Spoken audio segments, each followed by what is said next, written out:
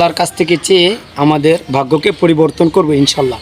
কেননা আল্লাহ তাআলা আমাদেরকে আশ্বাস দিয়েছে, তোমরা ভাগ্যকে পরিবর্তন করতে চাইলে একমাত্র আমার কাছেই চাও। আল্লাহ তাআলা নিজে বলেছে এই কথা। আসুন আমরা আল্লাহ তাআলার কাছেই চাই, যাতে আমাদের ভাগ্য একমাত্র আল্লাহ তাআলা পরিবর্তন করে দেয়।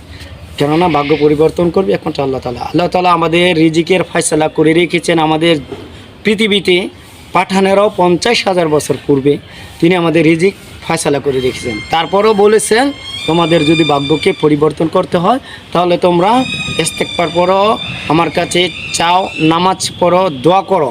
ভাগ্যকে পরিবর্তন করতে হলে কী করতে হবে? আমাদের বেশি থেকে বেশি আল্লাহ তাআলার দরবারে দোয়া করতে হবে, আল্লাহ তাআলা যাতে আমাদের ভাগ্যকে পরিবর্তন করে। তো আমরা সবাই চাই ভাগ্যকে পরিবর্তন করতে।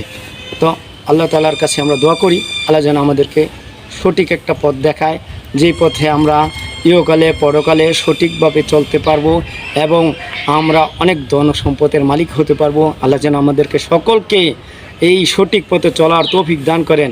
আমিন।